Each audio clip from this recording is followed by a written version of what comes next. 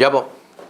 எங்களை நேசிக்கிற பரிசுத்தமுள்ள பரலோக பிதாவே, பரிசுத்த தேவனே, அருமையான இந்த காலை பொழுதுக்காய் உம்மை துதிக்கிறேன், ஸ்தோத்தரிக்கிறேன், மகிமைப்படுத்துகிறேங்க தாவே. ஒருவராய் சாவாமை உள்ளவரும் சேரக்கூடாத ஒளியில் வாசம் பண்ணுகிறவரும் மனுஷரில் ஒருவரும் கண்டிராதவும் காணக்கூடாதமாக இருக்கிற தேவனே, நீர் மாம்சத்தில் வெளிப்பட்டிருப்பா. நீர் பூமிக்கு வந்ததை நாங்கள் தியானிக்க இருக்கிறோம். அடியனை மறைத்துக்கொண்டு ஆவியானவர் பேச வேண்டுமா ஜெபிக்கிறேன். குறையல் குற்றங்கள் எல்லாவற்றையும் மன்னிங்க. நாங்கள் துர்க்குணத்தில் உருவானோம். தாய் என்னை பாவத்தில் கற்பந்தரித்தாள் என்று சொன்னது போல நாங்கள் துர்க்குணராக மனுஷர்கள் ஆண்டவரே, ஆனாலும் கிருபையாய் நீர் எங்கள் மேல் இரக்கமாக இருந்து உங்களுடைய அன்பை எங்களுக்கு வெளிப்படுத்தினதுக்காய் கோடா கொடி ஸ்தோத்திரம் ஐயா, கோடா கொடி ஸ்தோத்திரம். ஏசப்பா உமக்கு ஸ்தோத்திரம். ஏசு கிறிஸ்துவின் நாமத்தில் ஜெபங்கள் ஜீவனுள்ள பரமபிதாவே, ஆமென். அன்பான ஜேடிகே மேயர்களுக்கு இயேசு கிறிஸ்துவின் நாமத்தினாலே வாழ்த்தல் கூறுகிறேன். நம்ம ஒவ்வொரு வாரமும் வெள்ளிக்கிழமை காலை 8லிருந்து 8:30 வரைக்கும் ஜேடிகே டிவியில் தேவனுடைய வசனங்களை ஆராய்ந்து கொண்டு வருகிறோம். என்னுடைய மெசேஜ் 2019 முன்னாடியே இருந்து யூடியூப்பில் இருக்குது. ஆசிர் கேப்ரியல் மெசேஜ் ஜேடிகே டிவின்னு எடுத்தால் என்னுடைய மெசேஜ் பூராமே வந்துடும். ஆனாலும் நாம் இந்த ஊழியத்தை நான் தேவனை பற்றி அறிகிற அறிவின் வாசனை எங்களில் வீசும்படியாக இந்த ஊழியத்தை செய்து கொண்டு வருகிறேன். இந்த வசனங்களை நாம் தியானித்து கொண்டு வருகிறோம். கடந்த காலங்களில் நம்ம ஆகமங்கள் 5 முடிச்சிட்டோம். வேதாகமத்தில் 66 புஸ்தகத்தில் 5 ஆகமம் முக்கியமானது. 5 ஆகமம் தெரிஞ்சால் தான் நம்ம புதிய ஏற்பாட்டினுடைய இதில் நம்ம ஆராய முடியும். புதிய ஏற்பாடு பழைய ஏற்பாடை பிரதிபலிப்பிடித்து காட்டும். புதிய ஏற்பாடு நம்ம லகுவாய் புரிஞ்சுக்கிட்டோம். கிறிஸ்து மாம்சத்தில் நம்ம லகுவாய் புரிஞ்சுக்கிட்டோம். ஆனாலும் அது உள்ள தத்துவம், தேவனுடைய தீர்மானங்கள், தேவனுடைய நியாயங்கள் எல்லாமே நம்ம படிக்கணும். இதயத்தில் ஆழமாய் பதியணும். நம்ம சொந்த முயற்சியில் எடுத்தாலும் படிச்சுக்கிட முடியாது. தேவன் நம்ம மேலே சித்தமாக இல்லாட்ட வேத வசனங்களை விளங்கி கொள்ள முடியவே முடியாது. நம்ம தாழ்மைப்படுத்தி நம்ம உருவப்படுத்தி ஜெபம் பண்ணும்போது தான் இந்த வசனங்களத்தில் நாளங்களில் என்னுடைய பிரமாணங்களை அவன் இருதயத்தில் எழுதுனவங்க மாதிரி பிரமாணம், ஜீவதேவனுடைய ஆவியின் பிரமாணம், பாவம் மரணம் என்ற பிரமாணத்தை விலக்கித்தேன்னு சொல்ல மாதிரி நம்ம பவுல் சொன்ன போல் ஒவ்வொரு பிரமாணங்களையும் நமக்கு தெரியணும். இதில் நம்ம பரீட்சை எழுதி பாஸ் பண்ண போகிறது இல்லை. தேவனை பற்றி அறிவினுடைய அறிவு இருந்துச்சும் போது நம்ம நினச்சோம் நம்ம ஆத்துமா வளரும், சரீரம் வளராது. ஆத்துமா வளரும் பொழுது எல்லாவற்றையும் தீங்குக்கு நம்மளை விலக்கி கர்த்தர் காத்து கொள்வார். இப்போ என்ன காலங்கன்னா கிறிஸ்மஸ் காலங்களில் இருப்பதனால நம்ம இந்த வருஷம் முடிச்சிட்டோம். இந்த வருஷத்தை முடித்து புதிய வருஷத்துக்குள்ளே நம்ம நுழைஞ்சிருக்கிறோம். 2026 நம்ம காலெடுத்து எடுத்து வைத்திருக்கிறோம். இந்த வருஷம் முழுவதும் தேவன் நம்மளை கண்மணி போல காக்கணும். கண்ணின் மணி போல காத்துக்கொள்வார் தேவன். உன்னுடைய உட்காதலையும் எழுந்துக்களையும் அவர் தூரத்திலிருந்து அறிகிறார். நம்மளை எல்லாமே வேலையடைத்து பாதுகாத்து கொள்ள வேண்டும். அதுக்காக நம்ம என்ன செய்யணும்? தேவனை பற்றி அறியணும்.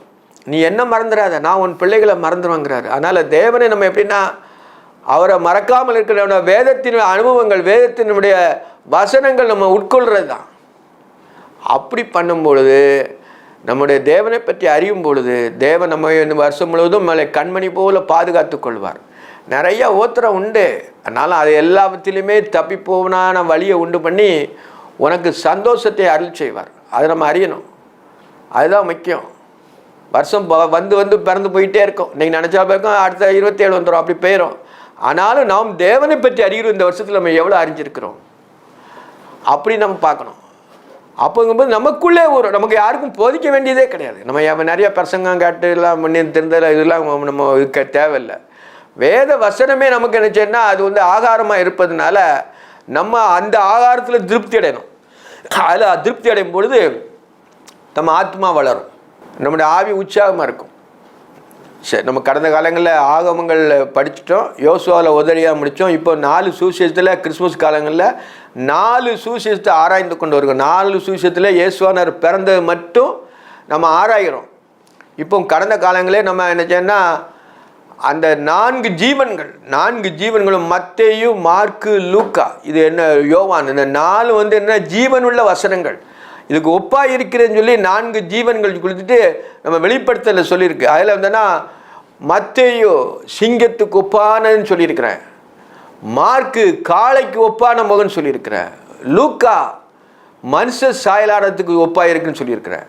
இன்றைக்கு நம்ம பார்க்கும்பொழுது லூக்காவில் கொஞ்சம் பார்த்துட்டு யோவான் எழுதின சுவிசேஷத்தில் பார்க்குறோம். 1ஆம் அதிகாரத்தில் இருக்கிறோம். அதில் பறக்கிற கழுகுக்கு ஒப்பாக இருக்கிறேன்னு பார்க்குறோம். உட்கார்ந்துக்கிட்டு இருக்க கழுகு இல்லை, பறக்கிற கழுகு. அப்போ அந்த மாதிரி உள்ள வசனங்கள் இருக்கிறது. அதை நம்ம என்ன ஆராயணும். இந்த நான் சொல்கிற அந்த ஜீவன்களை வச்சு தான் நம்ம இதில் ஆராயும் பொழுது அந்த வசனத்தினுடைய மகிமை நமக்கு தெரியும். நம்ம லூக்கா 2ஆம் அதிகாரத்தில் சில வசனங்களை பார்த்து நம்ம யோவான் சுவிசேஷத்துக்கு போயிடும். அந்நாட்களில் உலகமெங்கும் குடிமதிப்பு எழுத வேண்டும் என்று அகஸ்துராயினால் கட்டளை பிறந்தது. சீரியா நாட்டிலே சிரேன் என்பவன் சேதாதிபதியாக இருந்தபோது இந்த முதலாம் குடிமதிப்பு உண்டாயிற்று. அந்தபடி குடிமதிப்பு எழுதும்படி எல்லாரும் தங்கள் ஊர்களுக்கு போனார்கள். அப்பொழுது யோசேப்பும் தான் தாவீதின் வம்சத்தின் குடும்பத்தானுமாய் இருந்த தனக்கு மனைவியாய் நியமிக்கப்பட்ட இந்த கற்பவதியான மரியாளுடனே குடிமதிப்பு எழுதும்படி கலிலேயா நாட்டிலுள்ள நாசரேத்து ஊரிலிருந்து யூதேயா நாட்டுக்கு பெத்லேம் என்னும் தாவீது ஊருக்கு போனாள். அவ்விடத்தில் அவள் இருக்கையில் அவளுக்கு பிரசவ காலம் நேரிட்டது. கடந்த அதிகாரத்தில் பார்க்கும் பொழுது நம்ம அந்த சகரியா எலிசபெத்துக்கு குழந்தை பிறந்துச்சு. யோவான் ஸ்நானம் பிறந்துட்டான். அவன் பிறந்தனால இப்போ இவளுக்கு அப்போ 6ஆம் மாதத்தில் சொன்னான். இப்போ இவளுக்கு என்ன சொன்னால் பிரசவ காலம் வந்துட்டு அவளுக்குள்ள இவருக்கு என்னென்னா அந்த பிரசவ காலம் வந்தது. அதனால் என்ன சொன்னால் அந்த நேரத்தில் ராஜா கட்டளை போட்டான். இவனுக்கு மரியாள் யோசேப்பங்க நியமிக்கப்பட்டிருந்தாங்க. ஆனால் 2 பேரும் கூடி வரலை. நியமிக்கப்பட்டிருக்கும் பொழுதே அவள் கர்ப்பவதியான தூதனால எச்சரிக்கப்பட்டான்னு சொல்லி நம்ம மத்தேயில பார்த்துருக்கோம். அதே இதுதான் அவன் என்ன சொன்னால் அவளை அவமானப்படுத்த மனதில்லாமல் அவளை சேர்த்து கொண்டான். அவங்களுக்கு குழந்தை உண்டாயிருந்தாவ. இயேசுவானவர் அந்த ஸ்திரீயின் கர்ப்பத்துக்குள்ள தன்னை தாழ்த்தி இறங்கினார். அதுதான் இல்லை நம்ம புரியணும். அந்நாட்களில் உலகமும் குடிமதிப்பும்படி அகஸ்துராயினால் கட்டளை பிறந்தது. கட்டளை போட்டான். எல்லாருமே உங்களுடைய ஓட்டு ஐடியை நீங்கள் எழுதுகிற மாதிரி இந்த குடிமதிப்பு நீங்கள் நான் இன்னாருன்னு எழுதுறதுக்காண்டி அந்த சந்ததி எழுதுக்காண்டி சொல்லும் பொழுது சட்டம் போட்டான். அந்தபடி குடிமதிப்பு எழுதும்படி எல்லாரும் தங்கள் ஊர்களுக்கு போனார். எல்லாரும் தங்கள் ஊர்களுக்கு போனாங்க. எல்லாமே கூட்டமாக அவங்க ஊரில் போய் பதிவு பண்ணணும், ரெக்கார்ட் பண்ணணும். அப்பொழுது யோசேப்பு தான் தாவீதின் வம்சத்தானும் குடும்பத்தானும் இருந்தபடியால், யோசேப்பு தாவீதின் வம்சம் குடும்பத்தானும் இருந்தபடியால் தனக்கு மனைவியாய் நியமிக்கப்பட்டு கற்பதியான குடிமதிப்பு கலிலேயா நாட்டில் உள்ள நாசரேத் ஊரிலிருந்து, கலிலேயா நாட்டில் தான் அவனுக்கு இருந்தாங்க, நாசரேத்தில் ஊரில் இருந்து பெத்லேமுக்கு வராங்க. கலிலேயா நாட்டில் உள்ள நாசரேத் ஊர்லேருந்து யூதேயா நாட்டில் உள்ள பெத்லேம். பெத்லேம் எங்கே இருக்குது? யூதேயா நாட்டில் இருக்குது. கலிலேயா, சமாரியா, யூதேயா அவங்க அப்படியே இவங்க குடிமதிப்பு எழுதிட்டு திருப்பி அவங்க ஊருக்கு போனோம். அப்போ கலிலேயாவில் தான் நாசரேத் ஊரில் தான் அவங்க இருக்கிறாங்க. ஆனால் பெத்லேமுக்குள்ள போய் குடிமதிப்பு எழுத போனோம். அப்போ வரும்பொழுது தான் அவ்விடத்தில் அவள் இருக்கையில் அவளுக்கு பிரசவ காலம் நேரிட்டது. அவ்விடத்தில் இருக்கும் பொழுது அந்த மரியாள் குழந்தை கற்பம் தரித்து இருக்கிறதுனால குழந்தை ஒன்றனால அவளுக்கு அந்த நேரத்தில் வரும்போது பிரசவ காலம் வந்துட்டு அந்தனால அதெல்லாம் நம்ம ஆக்கியோன்னு எதுவும் தெளிவாக சுருக்கிறது. அது சுருக்கமாக நம்ம தெளிவாக நம்ம ஆவியான நமக்கு எழுதி வச்சிருக்கிறத. அவ்விடத்தில் அவள் இருக்கையில் அவளுக்கு பிரசவ காலம் நேரிட்டது. அவள் தான் சொல்லுது. அவங்கன்னு சொல்லலை. அவள்னா அப்போ என்ன சொன்னால் அவள் ஒரு மனுஷி தான். ஆனாலும் தேவர் ஒரு மனுஷிக்குள்ள, ஒரு ஸ்திரீக்குள்ள, ஒரு மனுஷிக்குள்ள கற்பம் தரித்து தன்னை தாழ்த்தி இறங்கி வர்றாரு. அதை எழுதுறாரு. அவள் தன் முதற்பெறானை பெற்று சத்திரத்தில் அவருக்கு இடமில்லாத பிள்ளையை சுற்றி முன்னணே கிடத்தினாள். சத்திரம் லாட்ஜிங்கிற மாதிரி, இந்த காலத்தில் லாட்ஜ் இருக்கிற மாதிரி சத்திரம் இருக்கும். அங்கே பிரயாணப்பட்டவங்கலாம் சத்திரத்தில் தங்கிட்டு போவாங்க. இரவு நேரத்தில் சத்திரத்தை தங்கி திருப்பி காலையில் தங்களுடைய பிரயாணத்தை தொடருவாங்க. அப்படிங்கும்போது சத்திரத்தில் இடமே இல்லையா. அப்போ தேவன் எப்படி பார்த்தீங்களா, அவர் வானத்தையும் பூமியும் சர்வத்தையும் சிருஷ்டித்த தேவனுக்கு பிறக்கிறதுக்கு கூட அவர் நல்ல இது இல்லை. அவர் அவ்வளவாய் தன்னை தாழ்த்தினார். எளிமையில் தேவன் வாசம் பண்ணுகிறார். அதான் நம்ம அறிஞ்சுக்கிடணும். எளிமை எவ்வளோ எளிமை பார்த்தீங்கன்னா நம்ம யோசிப்போம். இந்த பிள்ளைங்களை எவ்வளோ சிலாக்கியோன்னு யோசிப்போம். அப்போ தாழ்மையை நம்ம நோக்கி பார்க்கணும். எவ்வளோ இயேசுவானர் கூட உலகத்தை உண்டாக்குன தேவனுக்கு கூட மாட்டுத்தொடர்த்து தான் பிறந்தார். அப்போ எவ்வளவு ஏழ்மை. நம்ம உயரம் இருக்கும் பொழுது ஏழ்மையை நோக்கி பார்க்கணும். அதுதான் மனுஷனுடைய சுபாவம் இருக்கணும். மனுஷனுக்கு சுபாவம் இருக்கணும். தேவனே தன்னை தாழ்த்தினார். அவ்விடத்தில் அவள் இருக்கையில் அவளுக்கு பிரசவ காலம் நேரிட்டது. அவள் தன் முதல் குமாரனை பெற்று முதல் பிள்ளை அவளுக்கு. அதனால் பெற்று சத்திரத்திலே அவளுக்கு இடம் இல்லாமல் இருந்ததால் பிள்ளையை சுற்றி துணிகளில் சுற்றி முன்னே கிடத்தினாள். சத்திரத்தில் இடம் இல்லை. ஒரு மாட்டு தொழில ஓரத்தில் என்ன சொன்னால் பிள்ளையை சுற்றி கிடத்தினால் இருக்குது. அப்போ எவ்வளவு தாழ்மை பார்த்தீங்களா தேவனுக்கு. நம்ம கிரகிக்க முடியாது. தேவத்துவத்தை மனுஷனால் ஆராய முடியாது. தேவன் அவ்வளவாய் ஒரு ஸ்திரீயின் கற்பத்துக்குள்ளே தன்னை இறக்கி வர்றாரு. ஆனாலும் தேவன் இங்கேக்குள்ளா இல்லையா, அங்கே இருக்கார், பரலோகத்தில் இருக்கிறாரு. ஆனாலும் தன்னை தாழ்த்தி அடிமையின் ரூபம் எடுத்து, அடிமை, நான் உமக்கு அடிமைன்னு சொல்லிட்டார் ஆண்டவர். அதே மாதிரி அவர் அடிமையின் ரூபம் எடுத்து மனுஷர் சாயல் ஆவதற்காக அவர் பிறக்கிறார். அப்பொழுது நாட்டில் மேய்ப்பர்கள் வயல்வெளி தங்கில் ராத்திரியிலே தங்கள் மந்தையை காத்து கொண்டிருந்தார்கள். அப்போ என்னன்னா, அப்பொழுது அந்த நாட்டில், அந்த யூதேயா நாட்டில் அந்த மேய்ப்பர்கள் வயல்வெளியில் தங்கி ஆடுகளை தாழ்த்து கடையில் காத்து கொண்டிருந்தார்கள். அந்த வேளையை கர்த்தருடைய தூதன் அவிடத்து வந்திருந்தான். உடனே அவங்களுக்கு முதல்ல அவங்களுக்கு யாருக்கு தான் வெளிப்படுத்துறாரு? அந்த மேய்ப்பர்களுக்கு தான் வெளிப்படுத்துறார் தேவனாய கர்த்தர். இதில் சாஸ்திரிகளை சொல்லலை, மத்தையும் மார்க்குலையும் சாஸ்திரி சொல்லலை. மத்தையில் தான் அந்த சாஸ்திரிகள் சொல்லியிருக்கு, மார்க்கில் சொல்லலை, லூக்காவில் சொல்ல, யோவான்னு சொல்லலை. ஆனாலும் மேய்ப்பர்களுக்கு இது டைரக்டாக சொல்கிறார். கர்த்தருடைய தூதன் அவரிடத்தில் நின்றான். கர்த்தருடைய மையம் சுற்றிலும் பிரகாசித்து அவர்கள் மிகவும் பயந்தார்கள். அவர்கள் மிகவும் நடுங்கிட்டாங்க. தேவன் அப்படியே உன்னதத்திலிருந்து இறங்கும் பொழுது அவரை சுற்றிலும் பிரகாசம் இருக்கும். இருட்டு தான், ஆனால் தேவதூதன் வரும்போது என்ன சொன்னா பிரகாசம் வந்துடும், வெளிச்சம் வந்துடும். நாமளும் ஒரு காலத்தில் அந்த மகிமைக்குள்ளே போவோம். நம்ம அந்த பிரகாசம் நம்மளை சுற்றி பிரகாசமாக இருக்கும். மோசேயின் முகத்தை அவன் தேவனோடு இருந்தனால அவருடைய பிரகாசம் பூரா அவனுக்கு வந்துட்டு, அதான் மோசே முகத்தை மூடி உங்களை பார்க்க முடியலை அப்படிங்கிற. ஏன்னா தேவனோடு சஞ்சரிக்கும் பொழுது அந்த பிரகாசம் வந்துட்டு, அதான் அந்த எழுதுறாரு அவர்.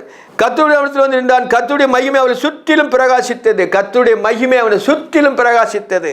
தேவன் தன்னுடைய மகிமையை தன்னை தாழ்த்தி இறங்கும் பொழுது தேவத்துவம் அப்படியே வந்துடுதுங்க. அவர்கள் மிகவும் பயந்தார்கள். தேவதூதன் அவளை நோக்கி பயப்படாதுங்க. தேவதூதன் உடனே சொன்னார், பயப்படாதீர்கள். அவன் உடனே ரைட் கொடுப்பான், பயப்படாதங்கப்பா. ஏசுவானவர் அந்த கடல் மேலே நடந்து வரும்போது பயப்படாதீர்கள் சொல்கிறாரு, நான் தான் சொல்கிறாரு. அப்போ அதே தேவன் தான் மாம்சத்தில் வந்தார்.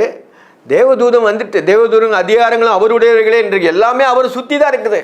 தேவதூதன் அவளை நோக்கி பயப்படாங்க, இதோ எல்லா ஜனத்துக்கும் மிகுந்த சந்தோஷத்தை உண்டாக்கும் நற்செய்தி உங்களுக்கு அறிவிக்கிறேன். மிகுந்த சந்தோஷம், குறைய சந்தோஷம் இல்லை, எல்லா ஜனத்துக்கும் சொல்லிட்டார். இந்த ஜனத்துக்கு தான் இல்லை, மிகுந்த சந்தோஷத்தை உண்டாக்கும் நற்செய்தியை உங்களுக்கு அறிவிக்கிறேன். நல்ல செய்தி. நல்ல செய்தி என்ன செய்தி? இன்னைக்கு இயேசுவானவர் மாம்சத்தில் வெளிப்பட்டது தான் நல்ல செய்தி. அவர் மாம்சத்தில் இறங்கி வந்தது தான் நல்ல செய்தி. ஜீசஸை அறிகிற அறிவு தான் நல்ல செய்தி. இந்த உலகத்தில் தேவனாகிய கர்த்தரை, இயேசுவான கர்த்தரை நம்ம அறிவது தான் நல்ல செய்தி. நற்செய்தி உங்களுக்கு அறிவிக்கிறேன். இந்த கர்த்தராகிய கிறிஸ்தியன் ரட்சகர், கர்த்தராகியன்னு சொல்கிறான் தூதன் புறான். கர்த்தத்துவம் எல்லாமே அவர்கிட்ட இருக்குது. அதான் அது சொல்கிறார். இன்று கர்த்தராகிய கிறிஸ்தியன் ரட்சகர், கிறிஸ்தியன் ரட்சகர் உங்களை மீட்டெடுக்க வந்திருக்கிறார். ரட்சகர் உன்னை மீட்டெடுக்கிறவர். அதாவது சிருஷ்டிப்பை காட்டிலும் மீட்பு பெருசு. ஆண்டவர் சகலத்தை சிருஷ்டித்தார், வார்த்தையினாலே சிருஷ்டித்தார். உலகமே இல்லாமல் இருக்கும்பொழுது வார்த்தையினாலே உலகத்தை உண்டாக்கி சகலத்தை சிருஷ்டித்த தேவன் அவர் மீட்பின் தன்மை அடைவதற்காக, நம்மளை மீட்பதற்காக ஸ்திரியின் வித்திலே வந்தார். ஸ்திரியின் வித்தில் வந்து என்ன சொல்றாருன்னா, கர்த்தராகிய கிறிஸ்து என்னும் ரட்சகர் உங்களுக்கு தாவீதின் ஊரிலே பிறந்திருக்கிறார். கர்த்தராகிய கிறிஸ்து என்னும் ரட்சகர் தாவீதின் ஊரில் தான் பிறப்பான்னு சொல்லி அந்த தீர்க்க தரிசனங்கள்லாம் எழுதியிருக்கு. பெத்லகேமை பற்றி எழுதியிருக்கு. இந்த இதில் ஆக்கியோன் எப்படி எழுதினாருன்னா, அங்கே பிறப்பார்னு சொல்கிறார். பிள்ளையை துணித்து சுற்றி முன்னிலையில் கிடத்திருக்க காண்பில்லை. இதுவே உங்களுக்கு கிடையாது. பிள்ளையை சுற்றி முன்னிலையில் கிடத்திருப்பாங்க, போய் பாருங்கள் தாவீதின் ஊரில் அப்படி தூதன் மேய்ப்பர்களை சொல்லிட்டான். அச்சனமே பரமத்தேரில் திரள் துடி தூதனே தோன்றி உன்னத்தில் அந்த சனமே அந்த பொழுதே பரமசேனை. பார்த்தீங்களா, பரமசேனை நம்ம பார்க்க முடியல. எலியா பார்த்துருந்தான் பரமசேனை. கர்த்தரை சுற்றி அக்னிமயமான குதிரைகளும் பரமசேனைகளும் நிற்குது. அதை எலியா கண்ணு பார்க்கும்போது அவன் பார்த்தான், வேலைக்காரன் பார்த்தான். அதே போல் அப்பமும் பரமசேனை, அச்சனமே பரமசேனை கூடி முன்னேற்றத்தில் தேவனுக்கு மகிமையும் பூமியிலே சமாதானமும் மனுஷன் மேல் பிரியம் உண்டாக என்று தேவனை துதித்தார்கள். தேவனை தான் துதிக்கணுங்க. தூதர்கள் எல்லாமே தேவனை, உன்னத்தில் இருக்க தேவனுக்கு மகிமையும் பூமியிலே சமாதானமும் மனுஷன் மேல் பிரியம் உண்டாக என்று தேவனை துதித்தார்கள். தூதன் என்ன செய்கிறான் பார்த்தீங்களா? அதான் பைபிளில் முக்கியமானது. இந்த ரொம்ப முக்கியமான வார்த்தை இது, வசனம் இது. உன்னத்தில் இருக்க தேவனுக்கு மகிமையும் பூமியிலே சமாதானமும் மனுஷன் மேல் பிரியம் உண்டாவது என்று சொல்லி தேவனை துதித்தார்கள். தேவதூதர்கள் அவனை விட்டு பரலோகத்துக்கு போன பின்பு மேய்ப்பர்கள் ஒருவர் தங்களுக்கு பெத்லகேம் ஊருக்கு போய் நடந்த கர்த்தரால் நமக்கு அறிவிக்கப்பட்டது காரியத்தை பார்ப்போம் என்று சொல்லி தீவிரமாய் வந்து மரியாதையும் யோசேப்பையும் முன்னிலை கிடைத்திருக்க பிள்ளையும் கண்டார்கள். கண்டு பிள்ளையை குறித்து தங்களுக்கு சொல்லப்பட்ட சங்கதியெல்லாம் பிரசித்தம் பண்ணினார்கள். பிள்ளையை குறித்து தங்களுக்கு சொன்ன தேவதூதன் வந்து சொன்னாங்க, பரமசேனின் திரள் வந்ததுக்கு உன்னத்தில் மகிமை மனுஷன் பிரியம்னு சொல்லி அந்த எல்லாமே சொல்கிறேன். இதோட இது முடிஞ்சிட்டு அவங்க மேய்ப்பர்கள் உடனே போய் பார்க்குறாங்க. இப்போ நம்ம யோவான் சுவிசேஷத்தில் ஆராயிருக்கோம். யோவான் சுவிசேஷம்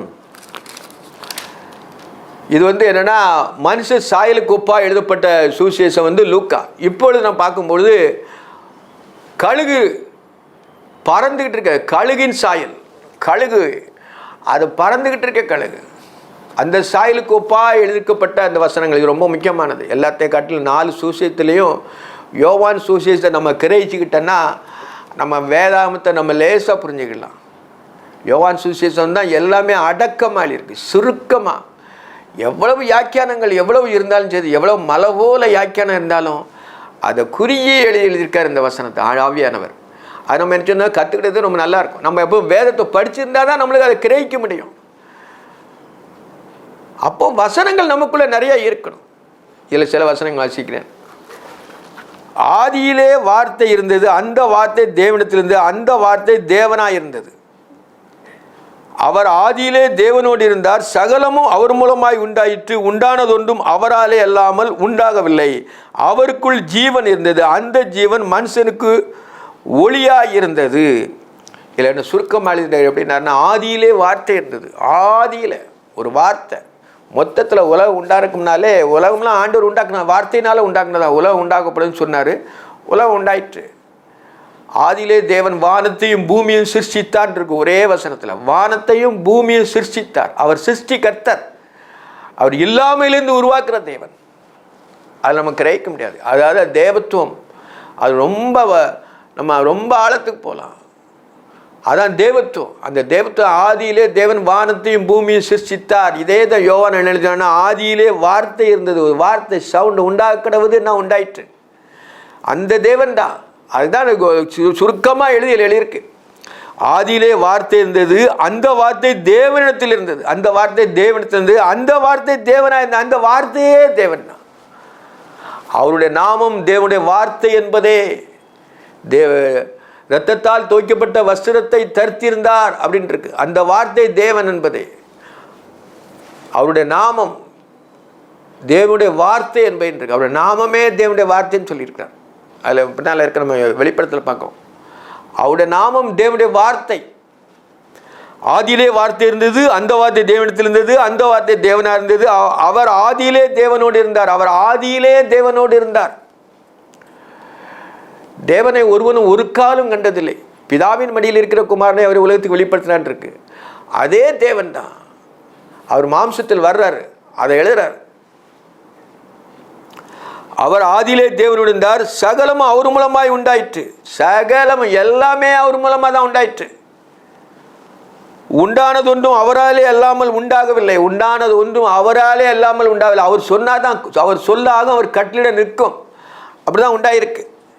தேவனை அப்படி அவர் எழுதுறார். இந்த ஆக்கியம் நமக்கு எழுதி வச்சிருக்கார். அவர் அந்த அந்த பறக்கிற கழுகுக்கு ஒப்பான வசனங்கள் இதெல்லாம் அதெல்லாம் நம்ம கிரகிக்கணும். அவருக்குள் ஜீவன் இருந்தது. பார்த்தீங்களா, அதுக்கு அடுத்தால தான் பார்க்கணும். அவருக்குள் ஜீவன் இருந்தது, ஓடிக்கொண்டிருக்கிற ஜீவன். அது இரத்தத்தில் உயிரில் ஜீவன் இருக்க மாதிரி அந்த ஜீவன் இருக்குது. அவருக்குள் ஜீவன் இருந்தது, அந்த ஜீவன் மனுஷனுக்கு ஒளியாக இருந்தது. அந்த ஜீவன் ஒளியாக இருக்குதுன்னு சொல்கிறார். அந்த ஜீவன் ஒளியாக இருக்கிறது. ஏசுவனர் சொல்லும் பொழுது நம்ம அதில் நான் உலகத்துக்கு ஒளியாக இருக்கிறேன்னு சொல்கிறார். நான் உலகத்துக்கு ஒளியாக இருக்கிறேன்னு சொல்கிறார். நான் மறுபடியும் இயேசுவை நோக்கி நான் உலகத்துக்கு ஒளியாக இருக்கிறேன். அந்த ஒளி தான் அந்த ஒளி. யோவான் சுவிசேஷத்தை எழுதும்போது அப்படி இருக்கார். மறுபடியும் இயேசு ஜனங்களை நோக்கி நான் உலகத்துக்கு ஒளியாக இருக்கிறேன். என்னை பின்பற்றுகிறவன் இருளை நடாமல் ஜீவ ஒளியை அடைந்திருப்பான்னு சொல்லிட்டாரு. என்னை பின்பற்றுகிறவன், நம்ம இயேசுவானவர் நம்ம பின்பற்றுறோம். ஜீவ ஒளி நமக்குள்ளே வாசம் பண்ணுகிறது. நான் உலகத்துக்கு ஒளியாக இருக்கணும் போது நாம் என்ன சொன்னோம், உலகத்துக்கு ஒளியாக இருக்கிறோம். அதான் வருஷ பிறப்பில் நம்ம ஹேண்டில் பிடிச்சி நம்ம அந்த பாட்டு பாடுவோம். ஒளி, அந்த ஒளியில் இருளே பிரகாசிக்க, அந்த ஒளி இருளிலே பிரகாசிக்கிறது. அது இருள் அது அப்போ முடியாது. ஏசுவனர் தன் ரத்தத்தை கொடுத்து சிந்தனை மரபு மீட்பை உண்டு பண்ணும்போது நம்ம இருள் நம்ம அண்ட முடியாது. அதான் சொல்கிறாரு, தேவனால் அனுப்பப்பட்ட இது அந்த ஒளி இருளே பிரகாசிக்கிறது, இருளானது அதை பற்றி கொள்ளவில்லை. தேவனால் அனுப்பப்பட்ட ஒரு மனுஷன் இருந்தான், அவன் பேர் யோவான். யோவானை குறித்து சொல்கிறார். இதில் எல்லாம் சொல்லிட்டு இயேசுவானார் சொல்லிட்டு, இருளானதை பற்றி கொள்ளவில்லை, இருளால் பற்றி கொள்ளவில்லை, தேவனால் அனுப்பப்பட்ட ஒரு மனுஷன் இருந்தான், அவன் பேர் யோவான். அவன் தன்னால் எல்லாரும் விசுவாசிக்கும்படி அந்த ஒளியை குறித்து சாட்சி கொடுக்க வந்தான். அவனே என்ன சொல்கிறான்னா, அந்த ஒளியை குறித்து சாட்சி கொடுக்கறது தான் யோவான் ஸ்நானனே பிறக்கிறான். இயேசுவானவரை பற்றி சாட்சி கொடுக்கறதுக்கு தான் பிறகுறான். அது என்ன சொல்கிறான்னா, நானும் இவரை அறியாதிருந்தேன், ஆனாலும் ஜலத்தினாலே ஞானஸ்நானம் கொடுக்கும்படி என்னை அனுப்பினவர் ஆவியானவர் இறங்கி யார் மேல் தங்குகிறார் காண்பாய், அவரே பரிசுத்தாவினாலே ஞானஸ்நானம் கொடுக்குறேன் என்று சொல்லி இருந்தார். பார்த்தீங்களா, இயேசுவானவரை பிரதிபலித்து காட்டுறான் யோவான். அது யார்? யோவான். அதான் இந்த யோவான், இதை யோவான் ஸ்நானம் இயேசுவானவரை பிரதிபலித்து காட்டுறான். ஆனால் இந்த ஆக்கியவன் யோவான் சீசன் எழுதுற அந்த இதை, அது ஆவியானவர் நமக்கு அவனுடைய இதை வச்சு நமக்கு எழுதி தந்திருக்கிறார். உலகத்திலே எந்த மனுஷனையும் பிரகாசிக்க ஒளி அந்த மெய்யான ஒளி. எந்த மனுஷனையும் பிரகாசிக்கிறார். நீ கோலெல்லாம் கிடையாது. எந்த மனுஷன் அவரை தேடுற பையங்களை அவர் என்ன பிரகாசிக்க பண்ணுவார். அதான் அந்த வசனம். உலகத்தில் எந்த மனுஷனையும் பிரகாசிக்கிற ஒளியே அந்த மெய்யான ஒளி. அந்த மெய்யான ஒளி ஆகிய இயேசு ரட்சகர் தான் ஒருத்தனை பிரகாசிக்க செய்கிறது. எந்த மனுஷனையும் சொல்லியிருக்கிறார். அவன் வேண்டாம் கிடையாது. எந்த மனுஷனை வச்சு ஆண்டவர் பிரகாசிக்க வைப்பார். அவர் உலகத்தில் இருந்தார், உலகம் அவர் மூலமாய் உண்டாயிற்று. அவர் உலகத்தில் இருந்தார், இயேசுவானவர் உலகத்தில் இருந்தார், உலகமும் அவர் மூலமாய் உண்டாயிற்று. உலகமே அவர் மூலம் தான் உண்டானது, ஆனாலும் அவர் உலகத்தில் இருந்தார்னு எழுதார். அவர் உலகத்தில் இருந்தார், உலகம் அவர் மூலமாய் உண்டாயிற்று, உலகமும் அவரை அறியவில்லை. உலகம் அவர் அறியலை. இயேசுவானவர் பற்றி அவர் தேவன் என்பதை அறியவில்லை. அதை அறியாமல் செய்கிறாங்க. அதான் சொல்கிற அந்த வசனம் எழுதும்போது நம்மளை ஆக்கியம் அப்படி எழுதியிருக்கார். அவர் தமக்கு சொந்தமானே வந்தார். சொந்த கோத்திரம் யூதா கோத்திரம். யூதா கோத்திரத்தில் தாவீது சிங்காசனத்தில் தான் வந்தார். அதனால தான் அந்த எழுதுறாரு. அவர் தமக்கு சொந்தமானே வந்தார், அவருக்கு சொந்தமானவர்களும் அவரை ஏற்றுக்கொள்ளவே. உலகம் ஏற்றுக்கொள்ளலை, சொந்தமானவனை ஏற்றுக்கொள்ளலை. அந்த அப்படியே மாறிட்டு புறஜாதியாரிய நமக்கு அவருடைய ரட்சிப்பு சமீபமாயிற்று. அவருடைய நாமத்தின் மேல், அப்போ அதால் எழுதுகிற வசனத்தை, அவருடைய நாமத்தின் மேல் விசுவாசம் உள்ளவர்களாய் அவரை ஏற்றுக்கொண்டவர்கள் எத்தனை பேர்களோ அத்தனை பேரும் தேவனுடைய பிள்ளைகளாகும்படி அவர்களுக்கு அதிகாரம் கொடுத்தார். உடனே ரைட்ஸ் அங்கே கொடுக்குறாரு. அவருடைய நாமத்தின் மேல் நம்மளுக்கு விசுவாசம் இருந்துச்சுன்னா அத்தனை பேரும் தேவனுடைய பிள்ளைகள் தான், மாற்றமே இல்லை. அதனால சொல்கிறேன், அவருடைய நாமத்தின் மேல் விசுவாசம் உள்ளார் அவரை ஏற்றுக்கொண்டவர்கள் எத்தனை பேர்களோ அத்தனை பேரும் தேவனுடைய பிள்ளைகளாகும்படி அவளுக்கு அதிகாரம் கொடுத்தார். தேவனுடைய பிள்ளை, இது தேவனுடைய பிள்ளை, அது தேவனுடைய பிள்ளைன்னு சொல்லி அதிகாரம் கொடுத்தாருன்னு போட்டிருக்கு. வசனத்தை ஆக்கியோன்னு அவ்வளோ தெளிவாக இருக்கிறார்.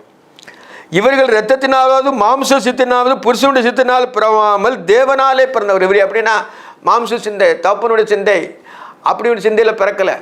நம்மளை தேவனால் பிறக்கும், தேவன் அவளை முன்குறித்திருக்கிறார். அதனால தான் அதில் எழுதியிருக்காரு.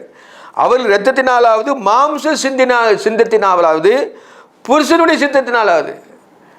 ரத்தத்தினால மாம்சம் ரத்தம் தேவனுடைய ராஜ்யத்தை சுதந்திரிப்பதில்லை. அழியாமையும் சுதந்திரத்துக்குள்ள மரணம் ஜெயமாக விளங்கப்படும். மரணத்தின் குறு பாவம், பாவத்தின் குறும்பு நியாயப்பிரமாணத்தின்படி கிறிஸ்து நமக்காக மரித்தாரே. அப்போ எல்லாமே தேவன் மூலம் தான் இருக்குது. நியாயப்பிரமாணம் எல்லாம் அவருக்குள்ளே தான் இருக்குது. அவர்கள் இரத்தத்தினாலாவது மாம்ச சித்தத்தினாலாவது புருஷனுடைய சித்தத்தினால் பிறவாமல் தேவனாலே பிறந்தவர்கள் பட்டார். ஒருத்தருக்கு இல்லை, எல்லாரும் அவரால் பிறக்கப்பட்டிருப்பார். அந்த யோவான் சுனசன் மட்டும் அப்படினால தெளிவாக இருக்கும். அந்த வார்த்தை பார்த்தீங்களா, அடுத்தால் எழுதுறாரு, அந்த வார்த்தை மாம்சமாகி அதே தேவன் தான்.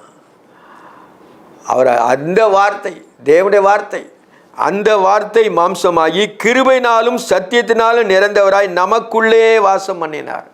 கிருபையினாலும் சத்தியத்தினாலும் நிறைந்தவராய் இயேசு கிறிஸ்து மூலமாக தான் கிருபையும் சத்தியம் வருது. அதான் அந்த ஆக்கியம் அப்படி எழுதுறாரு. அந்த வார்த்தை மாம்சமாகி அவர் தனக்குன்னு ஒரு சரீரத்தை உண்டு பண்ணுறது தேவன். ஏன்னா நம்மளை மீட்பதற்காக, நம்முடைய பாவத்தை போக்குவதற்காக, இரத்தத்தினால் உண்டான பாவத்தை போக்குவதற்காக அவருடைய இரத்தம் சிந்தப்பட்டு நம்மளை மீட்பதற்காக அந்த வார்த்தை மாம்சமாகி, அதான் அர்த்தம் இல்லை, அந்த வார்த்தை மாம்சமாகி கிருபையினாலும் சத்தியத்தினாலும் நிறைந்தவராய் நமக்குள்ளே வாசம் பண்ணுகிறார். நமக்குள்ளே வாசம் பண்ணுகிறார். நமக்குள்ளே வாசம் பண்ணுகிறார். நமக்குள்ளே இதயத்துக்குள்ளே வாசம் பண்ணுறார். ஒவ்வொரு இதயத்திலும் ஆண்டவர் வாசம் பண்ணார். நமக்குள்ளே வாசம் பண்ணுறார். அந்த ஆக்கி பண்ணுறார். எல்லாருக்குள்ளேயும் தேவன் வாசம் பண்ணுகிறார். அதான் அவருடைய அர்த்தம். நமக்குள்ளே வாசம் பண்ணினார். ஒருமை, ஒரே தான், தேவன் ஒருவர். அவருடைய மகிமையை கண்டோம். அது பிதாவுக்கு ஒரே பேரானுடைய மகிமைக்கு ஏற்றதா இருந்தது. தேவனுடைய பிள்ளை என்பதற்கு மகிமைக்கு ஏற்ற மகிமையாக இருந்தது. அவருடைய பிள்ளை இயேசு இரட்சகர், அந்த மகிமைக்கேற்ற மகிமையாக இருந்ததுன்னு எழுதுறார். நம்மளாம் கிரகிச்சு நம்ம படிக்கணும். யோவான் அவரை குறித்து சாட்சி கொடுத்து எனக்கு பின் வருகிற எனக்கு முன் இருந்தவர். பார்த்தீங்களா, யோவான் சொல்கிறான். எந்த யோவான்? யோவான் ஸ்நானகன். யோவான் அவரை குறித்து சாட்சி கொடுத்து, அது யோவான் ஸ்நானன் தான். அது யோவான் அவரை குறித்து சாட்சி கொடுத்து எனக்கு முன்னிருந்தவர், ஆகையால் அவர் என்னிலும் மேன்மையுள்ளவர் நான் சொல்லியிருந்தேனே, அவர் இவர்தான் என்று சத்தமிட்டு கூறார். அவர் இவர்தான் என்று சத்தமிட்டு கூறான். சமாதானம் ஓதும் இயேசு கிறிஸ்து இவர்தான் படிக்கும். யோவான் ஸ்நானன் சொல்கிறான், சத்தமிட்டு கூறுதான். நான் சொல்லியிருந்தேனே அவர் இவர்தான் என்று சத்தமிட்டு கூறினான். சத்தமிட்டு கூறினான் இவர்தான் தேவனம் சொல்லிட்டு. அவருடைய பரிமளத்தில் நாம் எல்லாரும் கிருபை மேல் கிருபை பெற்றுக்கிறோம். அவருடைய பரிபூர்ணம், தேவனுடைய பரிபூர்ண சித்தம் நம்மளே வந்துட்டு, அதனால் நம்ம கிருபை மேல் கிருபை பெற்றிருக்கிறோம். கிருபை, தேவனுடைய கிருபை இறக்கம், அதுக்கு அளவே கிடையாது. அதான் அந்த வார்த்தையை வாக்கியம் எழுதார்.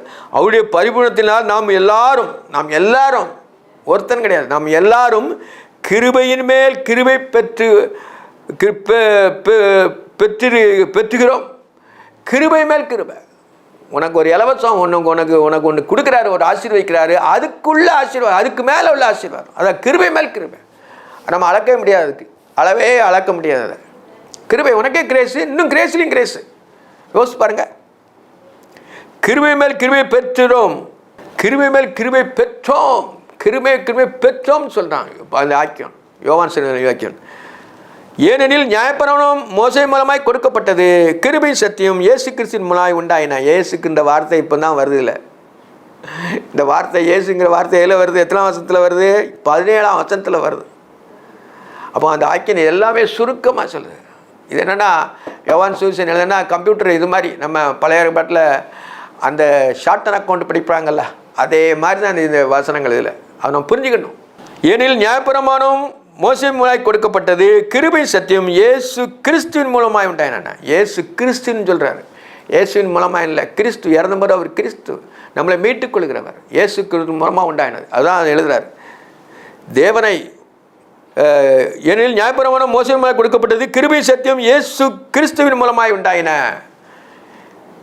தேவனை ஒருவனும் ஒரு காலம் கண்டதில்லை. தேவனை ஒருவனும் பார்க்க முடியாது, செத்து போயிடுவான். மோசையை கூட பார்க்க முடியலை.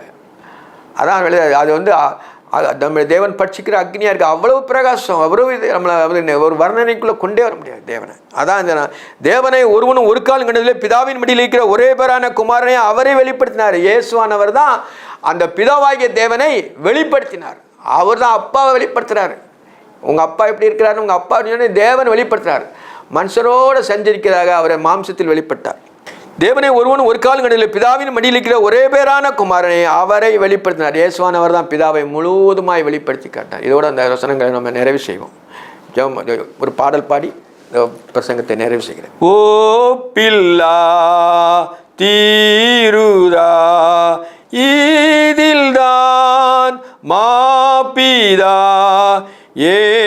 ஏகமாய்ந்தனை லோகத்திற்கு மீட்பராயனுப்பினது அன்பின் அதிசயமாம், அன்பின் அதிசயமாம். ஓ பில்லா தீருரா யாவையும் ஆளுமா தெய்வமாய்ந்த நாற்பாவிகளை வீட்டு வீணுக்குயர்த்த தம்மை எத்தனை தாழ்த்துகிறார், எத்தனை தாழ்த்துகிறார். ஓ பில்லா தீருரா ஜன்மித்தார் மேசியா தெய்வதூதரின் சேனைகளை நாமும் சேர்ந்து பராபரனை பூரிப்பாய் ஸ்தோஸ்தரிப்போம், பூரிப்பாய் ஸ்தோஸ்தரிப்போம். ஜபம். நேசிக்கிற பரிசுத்தமுள்ள பரலோக பிதாவே, பரிசுத்த தேவனே, உம்மை துதிக்கிறேன், ஸ்தோத்தரிக்கிறேன், மகிமைப்படுத்துறேங்க தாவே. ஆண்டவரே, நீர் உண்மையை தாழ்த்தி மாம்சத்தில் வெளிப்பட்டீர் ஆண்டவரே. எவ்வளோ பெரிய அன்பு ஆண்டவரே. இந்த அன்பை நாங்கள் கிரகிக்கூடிய இருதயத்தை ஒவ்வொருவருக்கும் தர வேண்டுமா செபிக்கிறப்பா. உண்மை அறிவது நித்திய ஜீவன். வாழ்நாட்களிலே உண்மை அறிந்து நாங்கள் ஆண்டவரே நீர் விட்டு சென்ற பாதையிலே உண்மை பின்பற்ற எங்களுக்கு அனுக்கிரகம் செய்ய வேண்டுமா செபிக்கிறேன். சுத்த இருதயத்தை கொடுங்க. ஒவ்வொரு பிள்ளையிலையும் நீங்கள் ஆசீர்வதிங்கப்பா.